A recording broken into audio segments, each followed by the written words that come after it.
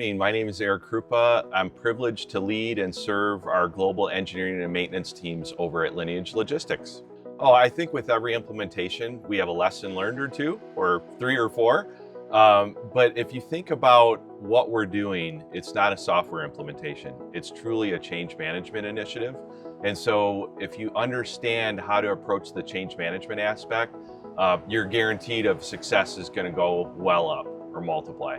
As far as all of our facilities, we have almost 480 across the globe, and no two are the same. And so when we think about how do we consolidate, standardize, and then optimize a single tool like Atlas to help us get a common look and feel to our control systems, how we operate our facilities and refrigeration systems, it's going to be key to our success. If we had 480 different systems, that would cause a problem.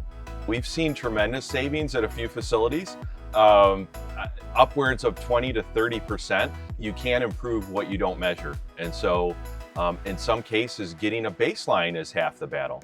And so once you know that baseline and what you want to go after, giving the team those stretch targets, whether it be energy or whether it be how often we complete a preventative maintenance work order, it's going to be so key to our success down the road and also in developing our team going forward. And so when we think about where we're going with Atlas, looking at how we use our systems, when to curtail energy, when to maximize cooling capacity of the systems that we have, whether they be 40 years old or brand new. Extremely important for our success, especially when our competition needs to do the same thing.